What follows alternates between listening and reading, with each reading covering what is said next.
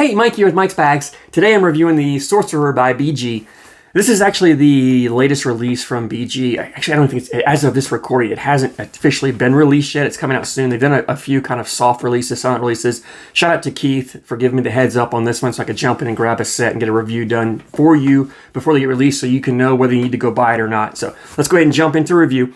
The design, I actually like this design. This was the only option I had. It was this design in 4 different colors, the only option I had. So and on the website, I didn't really like it. I was like, but I went with it because I liked the fact that in this case, the carpet, the orange carpet matched the orange in the front. So a little bit of a, the backside flowed with the front. So the other bags had a gray or a darker backside with, blue or yellow. I think it might have been green. I can't remember the other 3 colors exactly. But I just wanted the carpet to match. And I do like orange.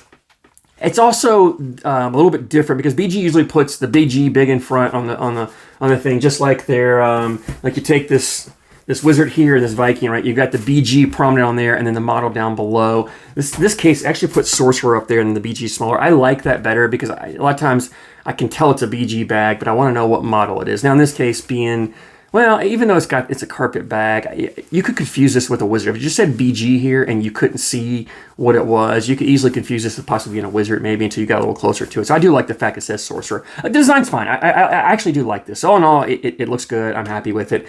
The materials, and we'll go ahead and start here. This low side is that herringbone carpet that they use on the wizard.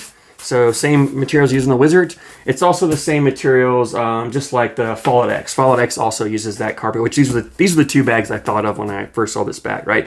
Fast side, it's got the Shapeshifter Samurai fast side. So you got the Shapeshifter Samurai and the Sorcerer. All 3 have that same fast side material that I think is still unique to BG. I don't know another company that uses this fast side material yet, or at least none that I'm aware of.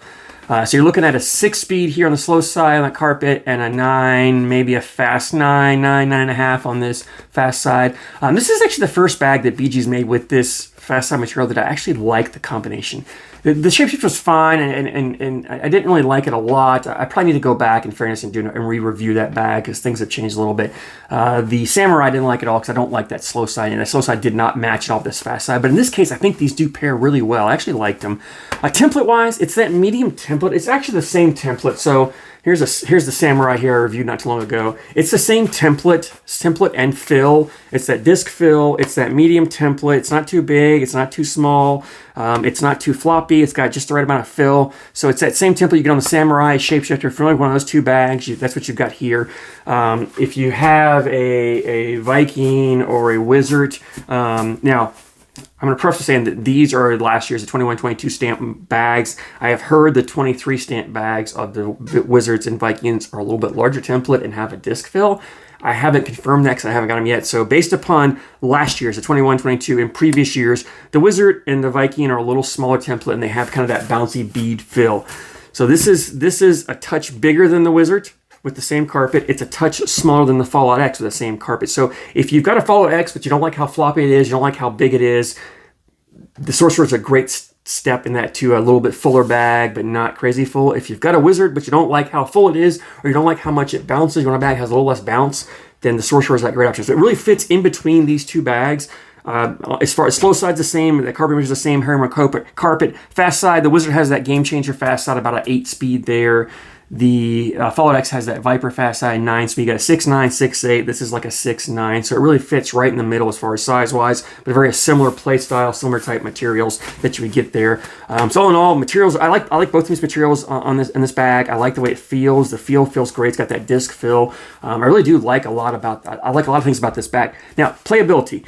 This is a bag that can play a lot of different styles. It's really a very versatile bag because with this carpet material, it's a faster carpet material, but it does a lot of things carpet does. So you can, if you just want to run bags in the hole, if you're a fast bag player and you like to run bags in the hole, and maybe let's say the boards are getting just really fast and you can't throw your fast bag, you can just get to a slower kind of medium style bag. This is a great option because this 6-speed material, it's still controllable, and as the boards speed up and get a little fast. You can still play it and control it. So if you like to still run bags in the hole, you can do that with this. If you like to play that block, dirty style game, block, push, collect type stuff, you can do that with this. Or if you're, maybe you're a slow bag player, but boards are getting just super sticky and maybe you can't play your Viking. Maybe your Viking is just getting too sticky, it's just not moving. This is the reduction of step up in speed, but still not have to change your game style.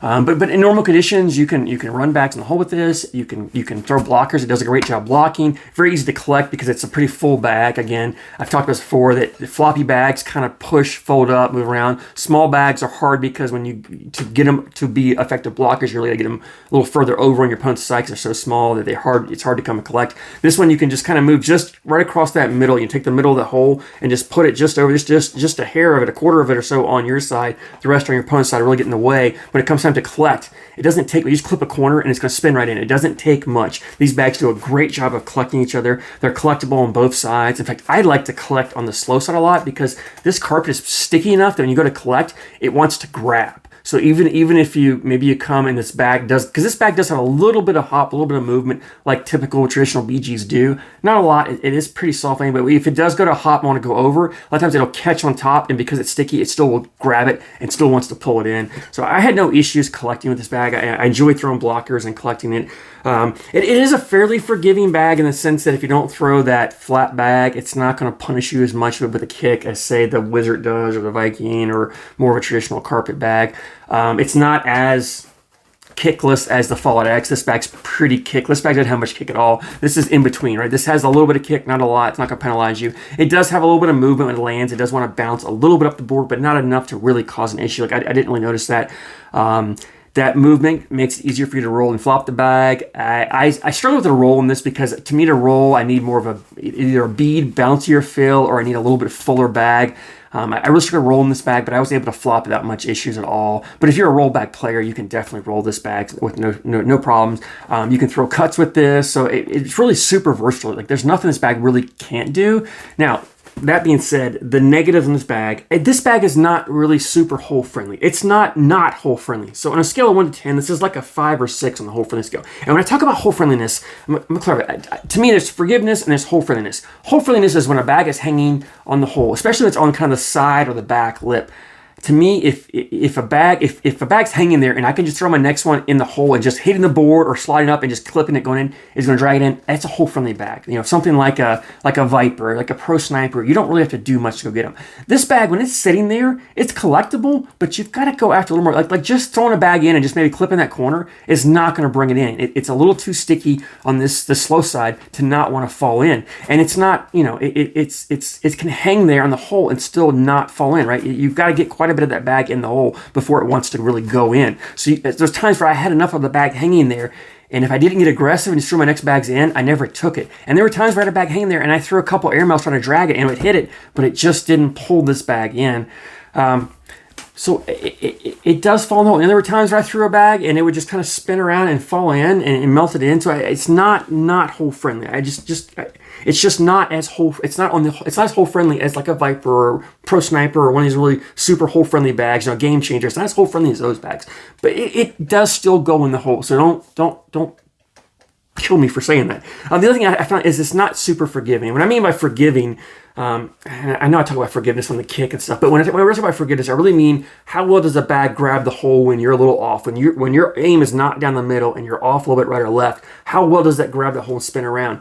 And because this bag is not super floppy, a little fuller, it doesn't always grab the hole. Like if I get enough of it over, it will grab and spin around and sit there, no problem. But as I get further and further away, it tends to want to just slide over the hole, or it'll just sit there, but it doesn't want to start dripping in, so it becomes harder to collect. So forgiveness-wise, it's like a 5. Hole friendliness rise is like a 6. That's on a scale of like 1 to 10, right? I probably ought to start rating these bags. I don't know, but that's not necessarily a fault of the bag as much as bags that are this full. This template size aren't super forgiving, aren't super hole friendly unless they have a faster material there for the most part. There are some exceptions to that. So, no, it's a good bag. I like the bag. I enjoy throwing it. You can do a lot of things with it. It's really a great versatile bag. It's a bag I really think fits a lot of people's backpacks. It fills a lot of voids, a lot of holes. You know, if you've got gaps in your bag choices and you're looking for something to fill, this is a great option because you take it with you and you can do a lot of different things with it. Now, availability, right now they're not available. And from experience with the Samurai Shapeshifters, when BG first releases them, they're going to be hard to get. They're going to go for crate. People are going to buy them up and try to flip them. Don't go pay secondary prices on them. They're $125 if you can get a hold of them. Plus, I think it's like $11 shipping. It's like $136 or so all in. It's on the higher price side. If you can get them at retail like that, yeah, get a set. I think you're going to like them.